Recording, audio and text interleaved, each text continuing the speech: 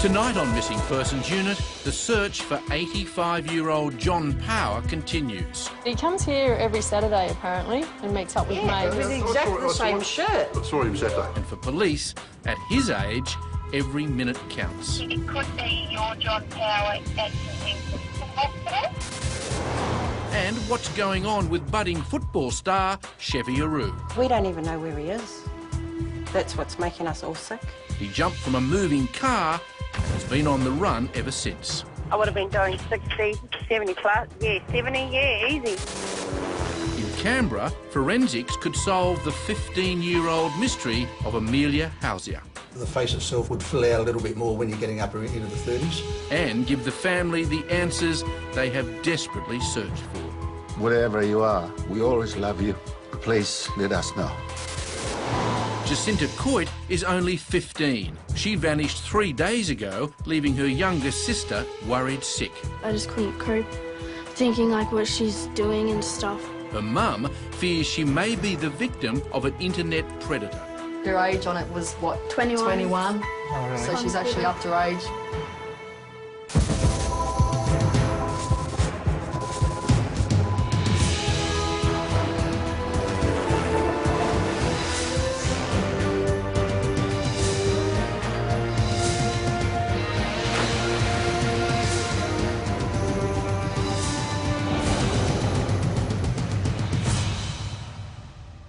Hi and welcome to Missing Persons Unit. It's not only the number of people who disappear every year that's increasing, but the growing cost in finding them. According to the Australian Federal Police, it now costs over $2,300 to find each one. Multiply that by the overall number who vanish, and it costs the nation $82 million every year.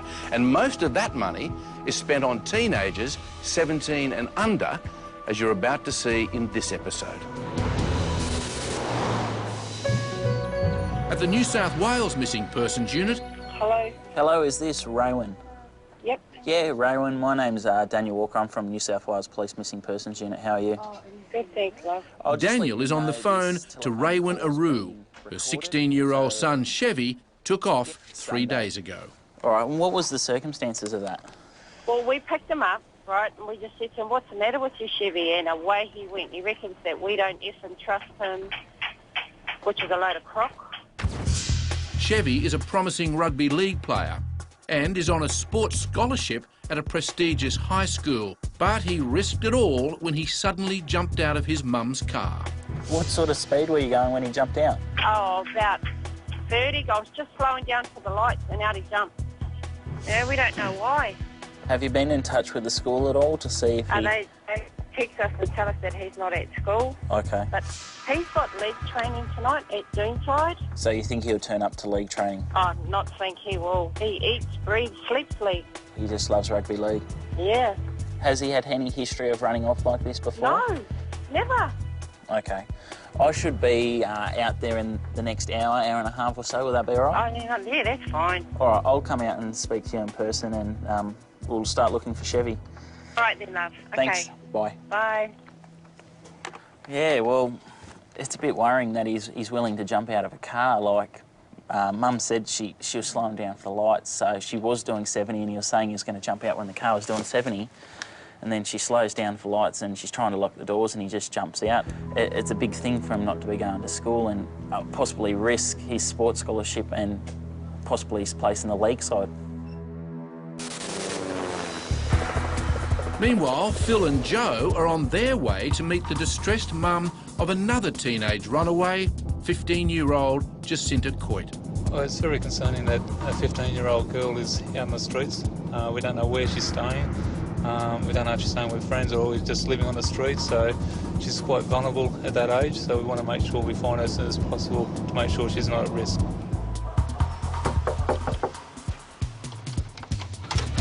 Hi, are you Lisa? Yes. Hi, I'm Senior Constable Green and this is Constable Campbell. Hi, how are you, sir? Can we come in? Yeah, come in. Thank you. Okay, so she went missing Monday morning? Monday morning, That's 7:15? going to school as I thought, yep. Sure. Do you know if she actually got to school that day? No, she didn't know. Okay, there's mention in here that she might have a boyfriend.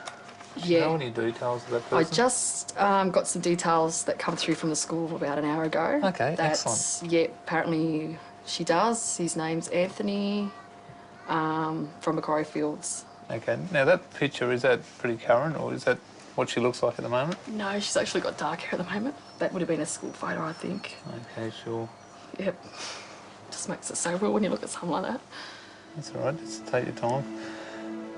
And it's not just Jacinta's mum who's not coping, but her little sister Shania is also confused. Yesterday I had to miss out on like a lot of schoolwork because I just couldn't cope thinking like what she's doing and stuff, and yeah, so that's why I'm home today, because I didn't really want to go to school. My gut feeling, I think she's with probably some boys or a boyfriend of some sort and having a good old time. Maybe and her mum's over here worried sick and just, yeah, I don't know. I mean, I've got no reason why she would have done what she's done. I don't have any idea, no idea at all.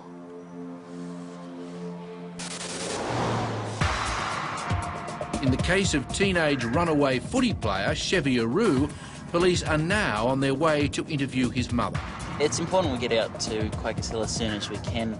From what Mum says, it sounds like a young bloke, a lot of potential there with the rugby league, and it's important we see what's running through his head because we don't want him doing anything silly and injuring himself, possibly risking a good career. Knock, knock. G'day. Raywin, is it? Yes. Yeah, I'm Daniel. Can we come inside? Yeah, by all means, thank you. So obviously you haven't heard anything further from Chevy? Nothing at all. All right. Is there anything that's triggered this? Like you said, it's out of character. We don't know. We honestly don't know. Has anything happened on the weekend? Like, I know they all attended a party at Quakers Hill, yeah. but that was shut down by the police. Okay. But we didn't know anything about that either. What We day? only- What day was that? Saturday night. Saturday night. Okay. We went looking for him Sunday, where he told us he was going to be. Got there, he went there, Okay. and we went to another friend's house, picked him up, and then he just flew off the handle in the car. He jumped out of the car on the Quakers Parkway.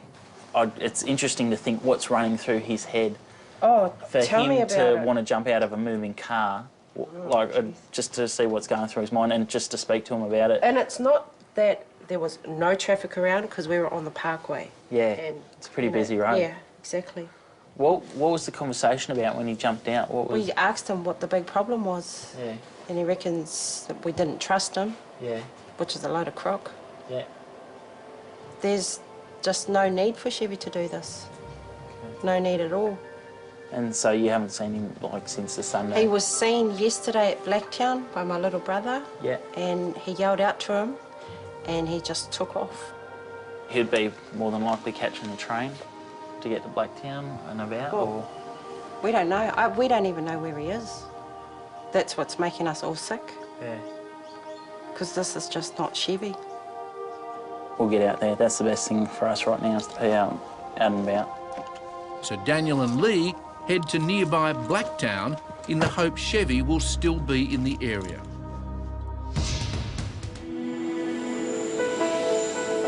In the chase for teen football star Chevy Aru, police have arrived in Western Sydney where he was last seen. They're hoping to catch some of his mates at the train station on their way home from school. Have you seen Chev? Not this afternoon. When was the last time you saw him? Walking to the station. Nothing. Yesterday, I think. Yesterday?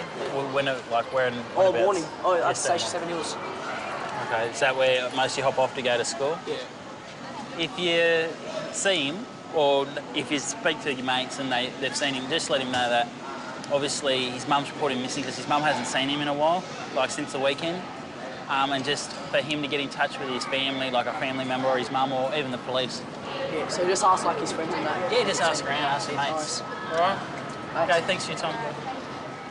Then, just as the boys walk off, one of them gets a call from a mate who has seen Chevy. So Lee takes the call. How you going? Your name's Adam? Yeah, Adam. I'm trying to get in contact with Chevy. Chev, is he with you? What train's that? The Penrith train?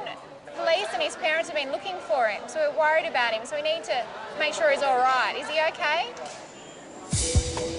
Chevy is on a train heading their way, so Daniel and Lee plan to meet him as he gets off. That is, if his mate on the phone hasn't tipped him off. You watch that one, I'll watch this one. Doesn't hop off, we'll go to football training. Yeah. It's worth a shot anyway, definitely. But as the crowds pass them by, it seems the teenage Telegraph has blown it for the cops. No, nothing on this side. You might well have found out that we're waiting here and jumped off at 7 Hills like the station earlier. Try the training next and hopefully there's some luck there. All right.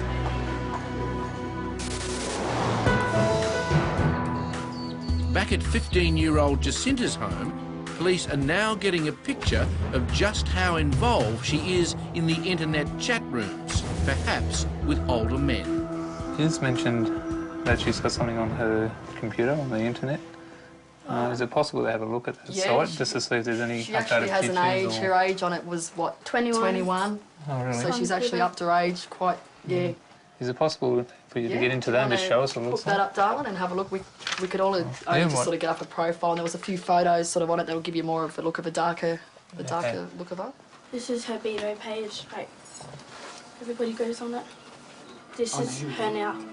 And how long ago was this taken in? This was not that long ago, was it? No, when she first got her haircut. She was like a bit older than 15, didn't she? Yeah. Well, she thinks she is. Can you actually send her a message saying, look, Mum's really worried about you, she's reported you missing, please contact home, or please attend the police station and show that you're okay? They won't let me send her a message. Shania tries, but it appears Jacinta has blocked her sister out, and she hasn't been taking her mum's calls either. So Phil tries her, hoping she'll pick up because she won't recognise the number. Hello? Hello, is that Jacinta? Yeah, who's this? Yeah, Phil Green from the Missing Persons Unit. You've been reported missing by your mum, and she's really, really worried about you. And she's called us to try and help find you. Where are you at the moment? No, didn't go very good. Unfortunately, she's hung up. That's the first time I've heard a voice in 3 days.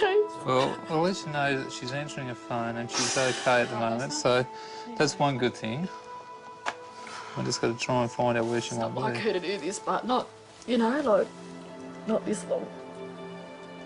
At least Jacinta is alive. But by posing as a 21-year-old on the net, 15-year-old Jacinta could be in a lot of danger.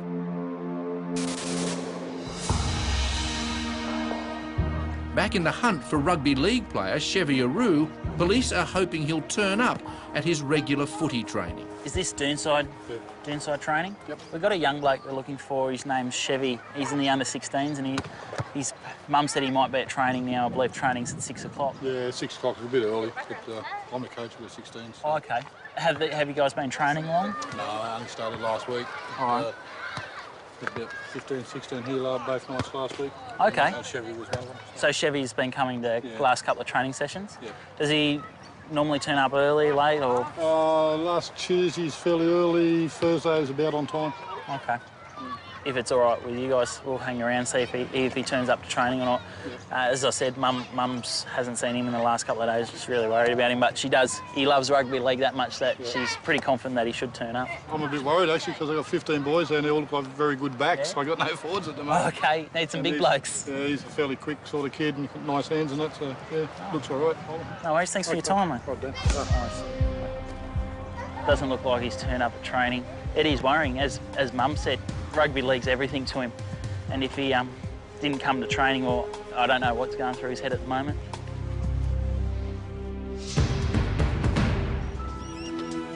Yeah, Phil Green from Missing Persons. How are you? Back in the search for 15-year-old runaway Jacinta Coit. Police are now meeting with the deputy principal of her school, Peter South. Making inquiries into a missing person. I believe she's one of the students of the school here, and I've been told that you may have a bit of information that may assist us with trying to locate her. We've had a number of students that know the girl and had some idea where she might have gone to.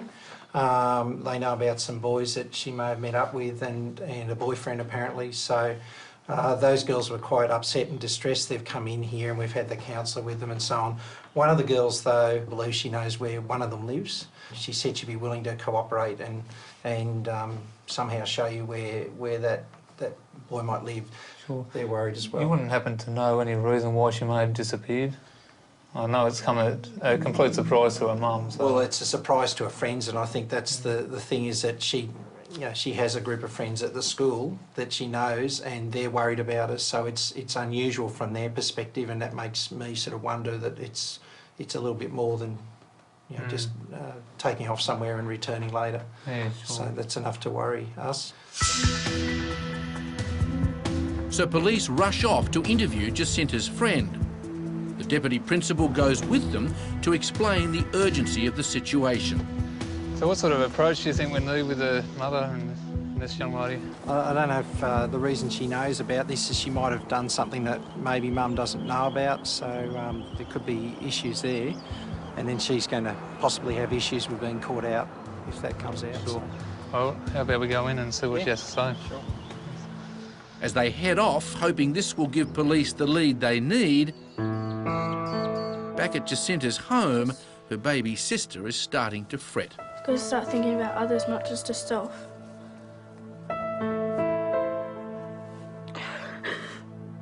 As Jacinta's mum and sister try to come to terms with her disappearance, Phil's promising lead comes to nothing. Unfortunately, that didn't go as well as I would have liked. We spoke to the young lady. She wasn't really forthcoming with any information. She appeared to know something, but just not willing to disclose it. Whether it's fear of getting into trouble or something else, we don't know. So we're going to try some other avenues now, and hopefully we'll come up with something new.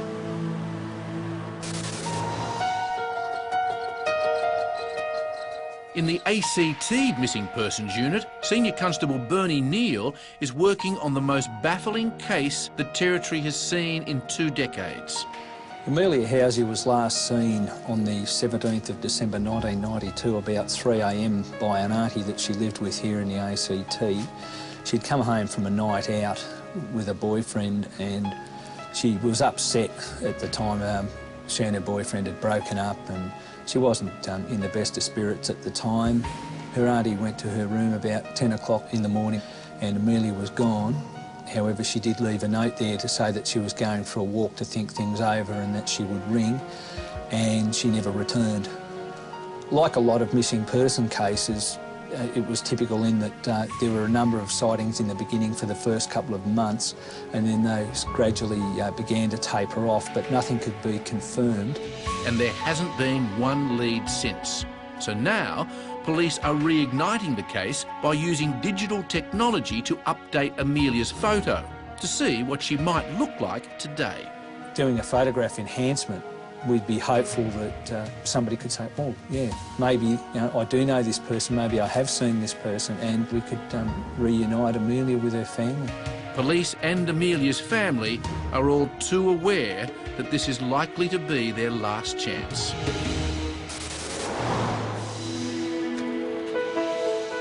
Meanwhile, New South Wales Police have a fresh lead in the search for schoolgirl Jacinta Coit. We've got in some information that another girl within the area might have some information where Jacinta might be, so we're just going to try that now. We're just going to visit her and see what she has to tell us. Phil's hoping Tori will be more helpful than Jacinta's other school buddy. How you going? Hi, Phil from Missing Persons Unit. This is Joe. Just wondering if Tori's here. You're Tori? Hi, Tori. We've just got some information that maybe you might be able to help us. Actually, you might be aware Jacinta's gone missing. Yeah. I'm just hoping that you might be able to tell us if you know where she might be at the moment. I got told that she might be at her boyfriend's house in Menangle. Now, her boyfriend's name's Anthony, is that right? Yes. Would you happen to know what his surname is? No, sorry. What about Joy? Don't know that one? Do you know anyone who might know who their surname is? I think Kate might know this person at school. Do you have Katie's phone number? House phone number? Yeah. Phone number. Tori knows her friend's safety is at risk, so she hands over the number. We're really concerned. Her intentions might be fine now, but the boys, we don't know who they are, what they're like, and if they're holding her against her will, she could be in some serious danger. So anyone who has information, please encourage them to come forward and tell us. Either tell us or tell the local police. She's only 15. If she's with some older boys, we don't want anything bad to happen to her.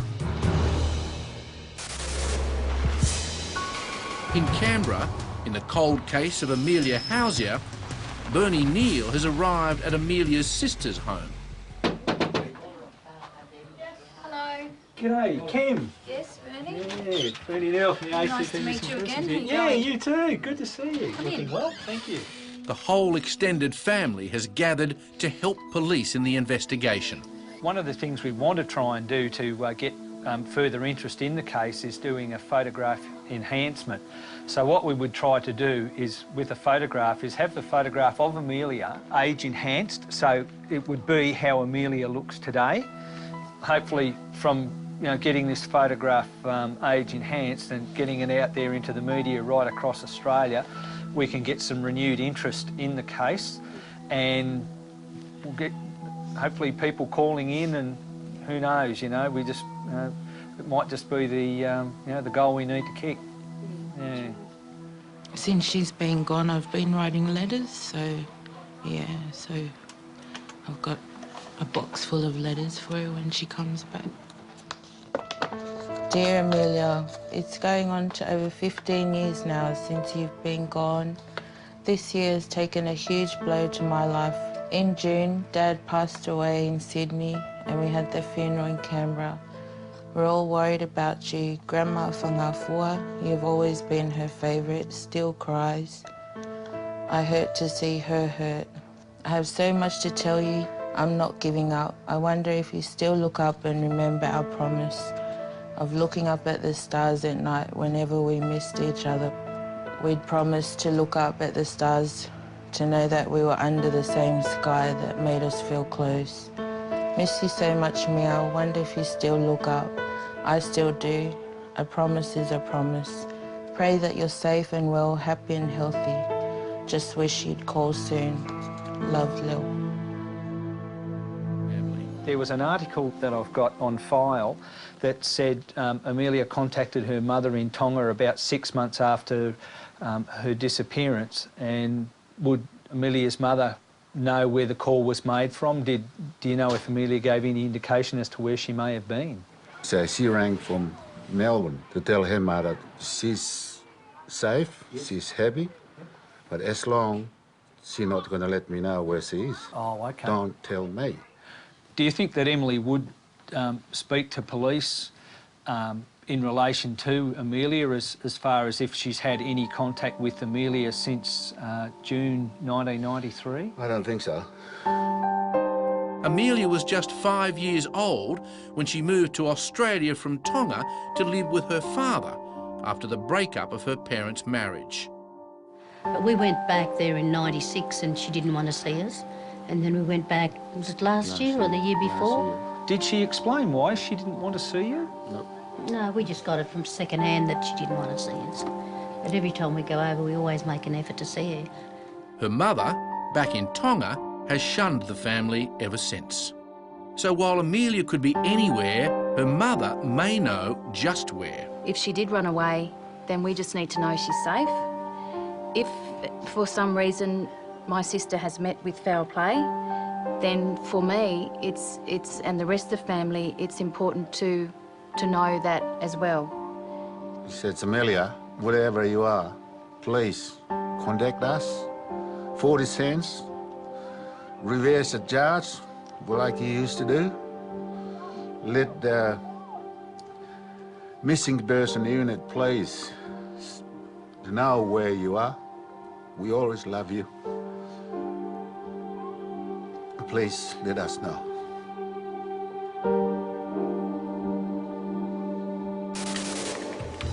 Last week, we brought you the story of 85-year-old John Power. John was reported missing 5 days earlier when his neighbours noticed his mailbox had not been cleared. The reason I'm concerned is because of his age, and he seems to be a social person. has lots of friends at the Vikings Leagues Club and all his neighbours that have reported him missing, but none of them have seen him for 5 days, which is a bit concerning. And when police interviewed John's neighbours, they found no leads. Just saw him going down the road. I'm not too sure what day it was or what, yeah. I always have my door open and see him walk past and, you know, putting his garbage away or walking down the road or something like that, yeah. Yeah, I am concerned for him because he's a decent old guy.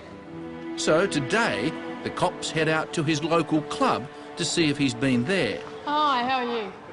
I'm Joanne Campbell from the Police Missing Persons Unit. Richard. This is Phil Green. Hey, Phil. Hi, Richard. So you're the manager? That's right. We're just making inquiries in relation to a elderly person that's gone missing. Okay. Just wondering, and apparently he frequents here. Right. So we're just wondering if you recognise him at all? No, I can't John? say that I do, but we may have some regulars here who come every day who might be able to identify him for you. Hey, gents. We've got a couple of officers here from the Missing Persons Unit. We're just making inquiries in relation to an elderly gentleman that's been reported missing, and just wondering if you know his face. I come here every Saturday and I've got an idea I've seen him. Yeah? But Okay. I wouldn't know his name or... Okay. We're just making inquiries in relation to a person that's been reported missing, and he apparently frequents here. His name's John Power. How long has he been missing for? I think the last time he was seen was last Thursday. His neighbours said about 5 days it's been since they've seen him. But he comes here every Saturday, apparently, and meets up with neighbours. With exactly the same shirt. I saw him Saturday. Yeah. I saw him Saturday. Yeah. Here? Yeah. About Okay. 1 o'clock. Do you know if any of his, like, the people that he hangs around when he comes here, do you know any of those people? He was sitting by himself when I saw him. Oh, okay. We've spoken to some patrons in the club, and one of them has seen him here at the club on Saturday, but his neighbours haven't seen him at home. So now we're going to go back and do some checks on the computer and phone some hospitals because we're really worried.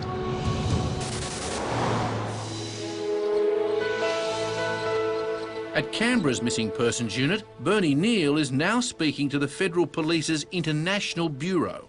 I've got a missing person inquiry. It's a cold case from 15 years ago involving Amelia Tauahausia. I've received some recent information that Amelia's mother, who lives in Tonga, may actually know where Amelia may be.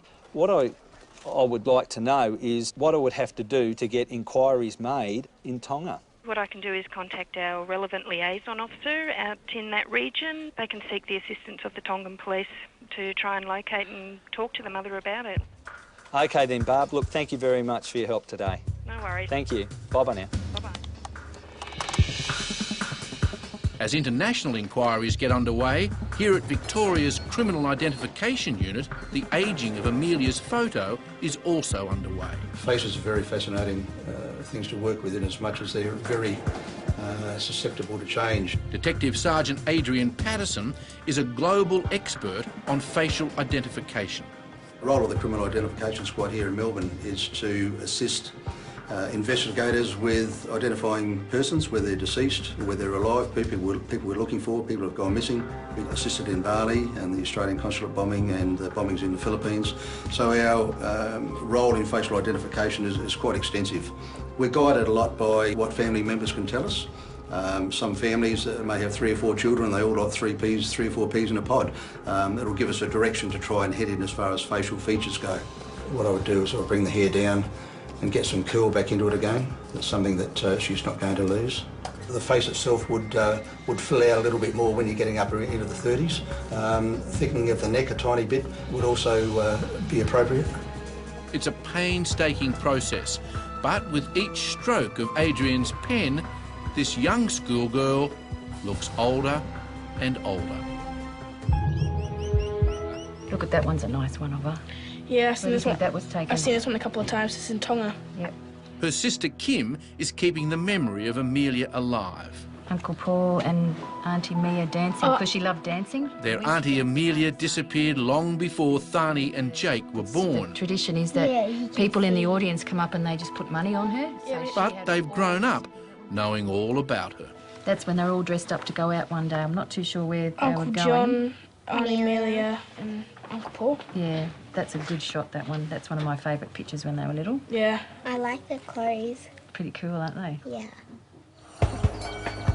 Meanwhile, in Melbourne, After 16 long hours, Detective Sergeant Adrian Patterson is adding the finishing touches to Amelia Halcyer's photo.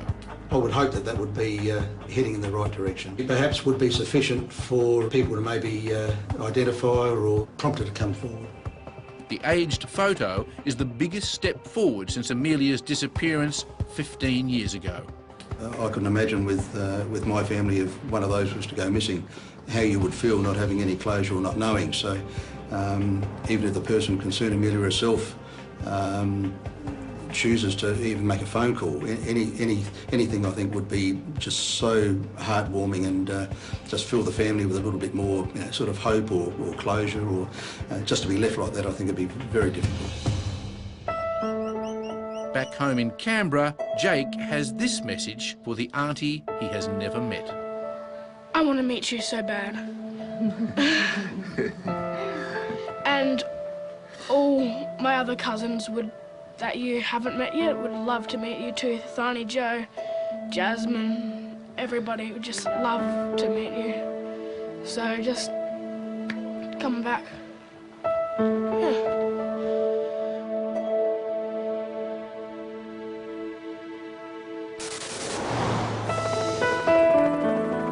Back in the case of 85-year-old John Power, 6 days after he disappeared, he's been found in hospital. We're interested to see why he's here, because there's a big question mark over that.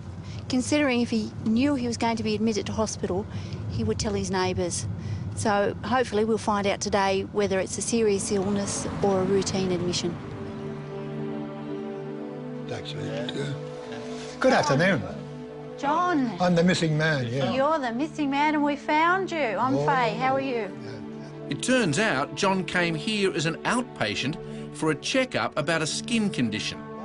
But when the doctors saw him, the condition was so bad, they admitted him. I've travelled the world and I never had anything like it in my life.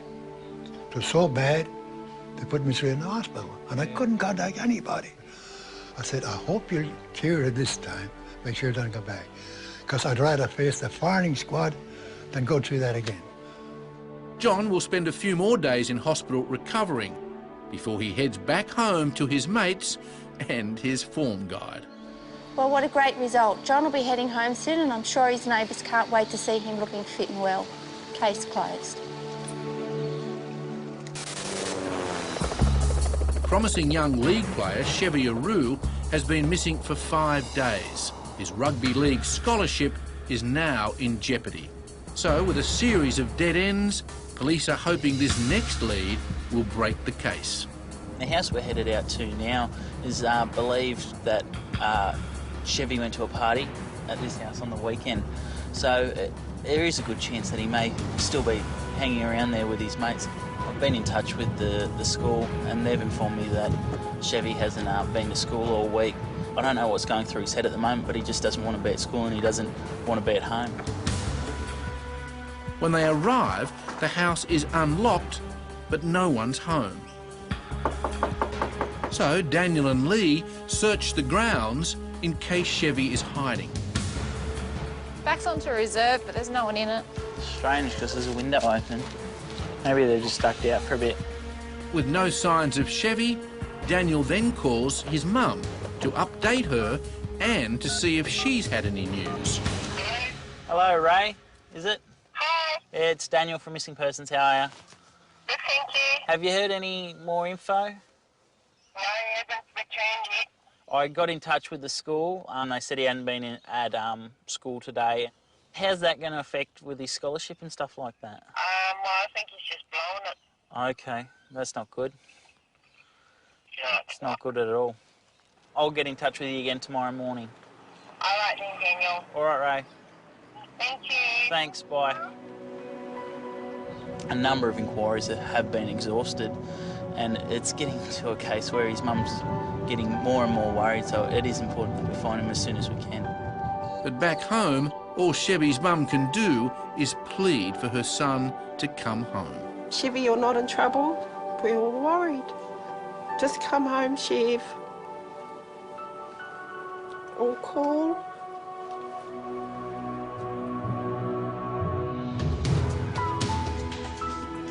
So is this the first time that we've used this artist here in the ACT? Yes, he's a Victorian police forensic artist. And, In Canberra, the ACT police are on the case of long-term missing girl Amelia Halcyon. Detective Bernie Neal is launching the media blitz using her aged photo.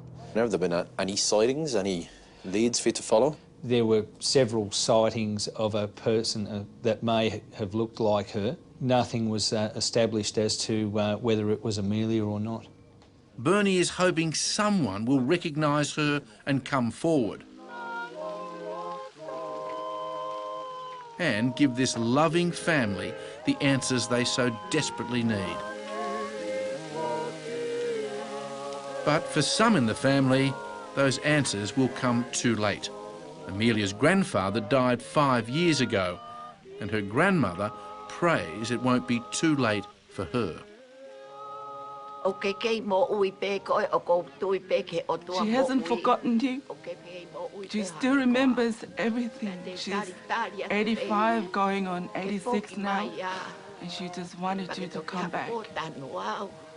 You can come back while she's still alive. Everyone wants you back, Mia.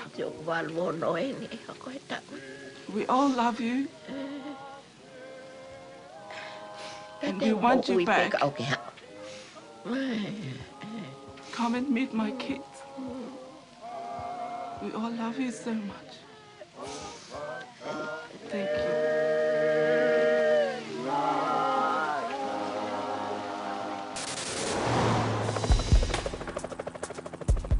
Back in New South Wales, police have finally had a breakthrough in the case of league player Chevy Aru, who has put his football scholarship at risk. Chevy's come home, so that's excellent news. We're going out to speak to him and hopefully get a bit of insight into why he did what he did, and also find out what's going to happen with his school and football and that. Can we come in? Yeah, sure. How you doing today? Good. Come in. Good stuff. How are you, Chevy?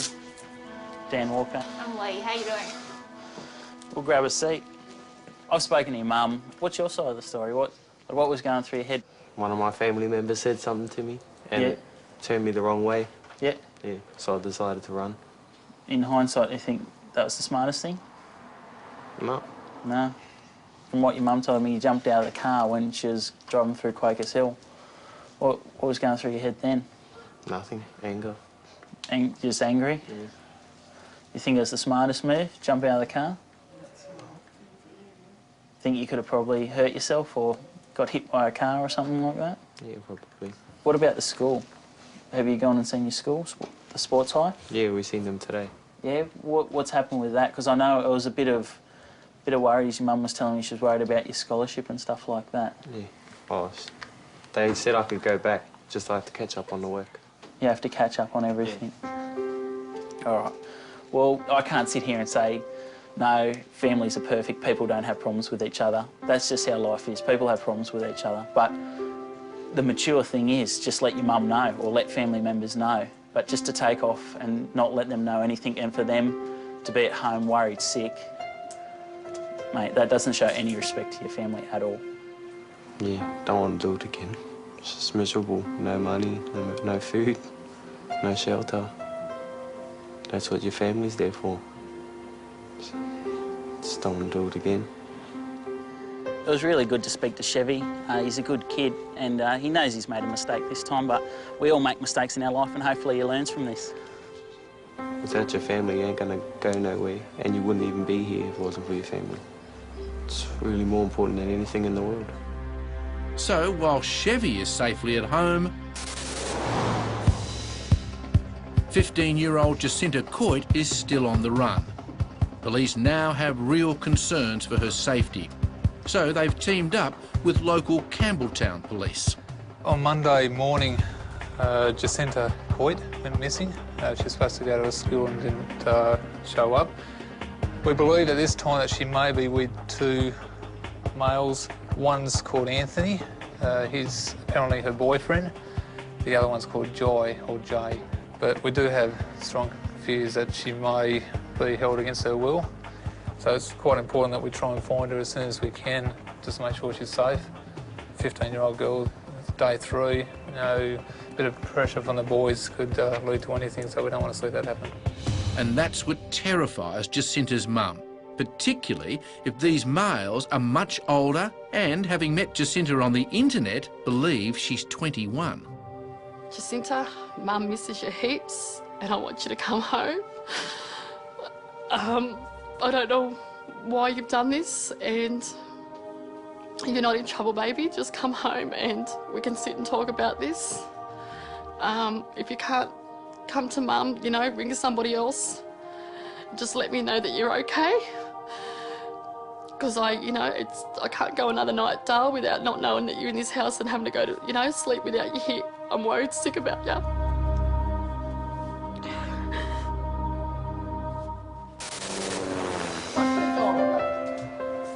After recovering in hospital from his skin condition, 85-year-old John Power is now home. You didn't know I was this important, did you? And how are you going all the time? Here's your keys. Oh, brand new, yeah. Brand new. I know you like that. And how are you, old mate? It's really good to see you, John. And his mates are happy to have him back, but they want to make sure he doesn't worry them again. So you've got my number, name and number, you've got I got Ray's. Ray's now, So yeah. please, if it happens again, have somebody ring one of us. Listen, mate. I'll give you mine too. Yeah. Listen, mate, I've learned quite a few lessons out of this. I'm going to change my whole outlook on a lot of things. Well, when you're able to have a beer, we're taking you out for one. Well, thanks to you, boys. You're welcome. For thinking so much of me. I'm 8 foot tall now. Home, sweet home, at last. Every year, over 35,000 people go missing.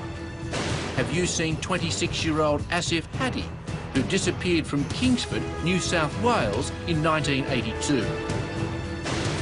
Or 42-year-old Stella Ferrugia, last seen in Henley Beach, South Australia in 1984? And 21-year-old Jay Brogden, missing from Cannonvale, Queensland in 2007. If you have any information, please call 1-800 333 000.